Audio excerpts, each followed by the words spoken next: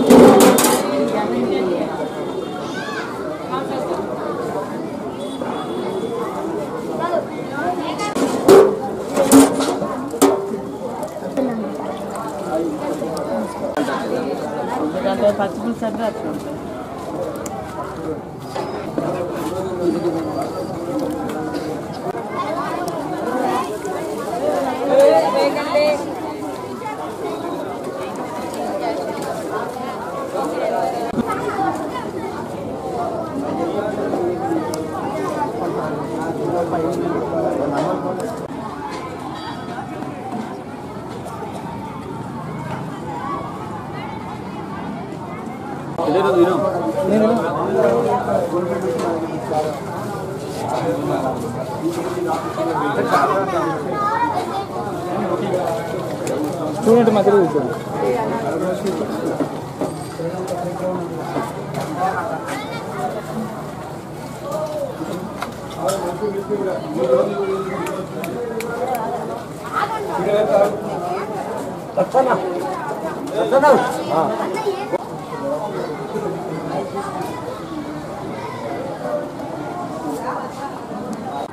ఈరోజు మహబూబాబాద్ జిల్లా కేంద్రంలో ఉన్నటువంటి గవర్నమెంట్ హై స్కూల్లో ఎస్ఎఫ్ఐ జిల్లా కన్వీనింగ్ కమిటీ బృందంతో సర్వే నిర్వహించడం జరిగింది. జిల్లా కేంద్రంలో ఉన్న పాఠశాల చాలా ఇబ్బందికరమైన పరిస్థితులలో ఈ పాఠశాల కొనసాగిస్తూ ఉన్నటువంటి పరిస్థితి ఉంది. ఒక దిక్కేమో పూర్తి స్థాయిలో పూర్తిగా అన్నటువంటి కాంపౌండ్ వాలు, డైనింగ్ టేబుల్, డైనింగ్ హాలు, అదేవిధంగా విద్యార్థులకు నిత్యం అవసరం ఉండేటువంటి టాయిలెట్స్ కూడా ఇప్పటివరకు పూర్తి చేయకుండా పాఠశాలను నడపడం అంటే ఎట్లా సాధ్యపడతారని చెప్పేసి ఈ సందర్భంగా మేము అడుగుతా ఉన్నాం. కాంగ్రెస్ ప్రభుత్వం ఎన్నికల ముందు మేము అధికారంలోకి వచ్చిన తర్వాత ₹1 కూడా పెండింగ్ ఉంచకుండా స్కాలర్షిప్ కానీ, రియంబర్స్మెంట్ కానీ, అదేవిధంగా విద్యార్థులకు సంబంధించిన మెస్ బిల్లులు కానీ, మధ్యాహ్న భోజనం బిల్లులు కానీ వెంటనే విడుదల చేస్తామని చెప్పేసి గొప్పలు చెప్పినటువంటి కాంగ్రెస్ ప్రభుత్వం అధికారంలోకి వచ్చినప్పటి నుండి ఇప్పటి వరకు విద్యాశాఖకు సంబంధించినటువంటి మంత్రిని ఏర్పాటు చేయడంలో కూడా పూర్తి నిర్లక్ష్య వైఖరితోటి ఈ ప్రభుత్వం నడుస్తూ ఉంది. అదేవిధంగా మన ఊరు మనబడి పేరుతోటి నిధులు మంజూరు చేసినప్పటికీ ఇప్పటి వరకు కాంట్రాక్టర్లకు పూర్తి స్థాయిలో నిధులు మంజూరు కాక ఇవాళ అరకొరని ఏర్పాట్లతోటి ఇవాళ సగానికి పైగా ఫిల్లర్స్ వరకు లేచి ఉన్నటువంటి పరిస్థితి ఇవాళ పనులు ఇక్కడ కనపడతా ఉన్నాయి.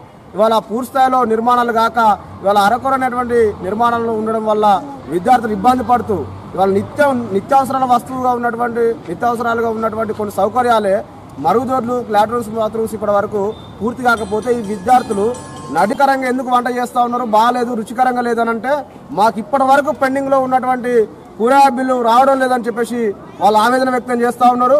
కాబట్టి రాష్ట్ర ప్రభుత్వాన్ని సందర్భంగా మేము డిమాండ్ చేస్తూ ఉన్నాం. ఏదైతే పెరిగే ధరలకు అనుగుణంగా మధ్యాహ్న భోజన విద్యార్థులకు మెస్ బిల్లు పెంచాలి, అదేవిధంగా పెంచడంతో పాటు పెండింగ్లో ఉన్నటువంటి బకాయిలు ఏవైతున్నాయో వెంటనే విడుదల చేయాలని చెప్పేసి ఈ సందర్భంగా డిమాండ్ చేస్తూ ఉన్నాం. అదేవిధంగా ఈ ప్రభుత్వం తీసుకొచ్చినటువంటి గత ప్రభుత్వంలో ఇచ్చినటువంటి మన ఊరు మనబడి పేరుతో రావాల్సినటువంటి పెండింగ్ నిధులన్నీ కూడా వెంటనే మంజూరు చేసి ఏదైతే సగం వరకు జరిగినటువంటి పనులను వెంటనే పూర్తి చేసి విద్యార్థులకు అందుబాటులో తేవాలని చెప్పేసి ఈ సందర్భంగా విద్యను బలోపేతం కోసం కాకుండా ప్రభుత్వ విద్య నిర్వీర్యం చేసేయడం కోసం ఏదైతే నిర్లక్ష్య వైఖరిని వివరిస్తా ఉందో ఆ నిర్లక్ష్య వైఖరిని వీడకపోతే ఈ ప్రభుత్వాన్ని గద్దె దించే విధంగా మా భవిష్యత్ ఉద్యమ కార్యాచరణ ఉండబోతుందని చెప్పేసి ఈ సందర్భంగా హెచ్చరిస్తాం. పూర్తి స్థాయిలో పాఠ్యపుస్తకాలు పంపిణీ చేసినాం. పాఠశాల ప్రారంభం ముందే పాఠ్యపుస్తకాలు పాఠశాలకు పంపించామని చెప్పినటువంటి ఈ ప్రభుత్వం ఇప్పటి వరకు విద్యార్థులకు పూర్తిస్థాయిలో పాఠ్యపుస్తకాలు కానీ అదేవిధంగా వాళ్ళకి కావాల్సినటువంటి పూర్తిస్థాయిలో అందించకుండా విద్యార్థులు గత సంవత్సరంలో ఉన్న మిగిలిపోయినటువంటి పాఠ్యపుస్తకాలతోటి గత విద్యార్థులు పాత విద్యార్థుల దగ్గర సేకరించినటువంటి పాఠ్యపుస్తకాలతో విద్యను కొనసాగించే పరిస్థితి కనపడతా ఉంది. కాబట్టి ఏదైతే పూర్తిస్థాయిలో అందించినటువంటి ప్రతి పాఠశాలకు వెంటనే పాఠ్యపుస్తకాలు అందించాలని చెప్పేసి ఈ సందర్భంగా తెలియజేస్తా ఉన్నాం.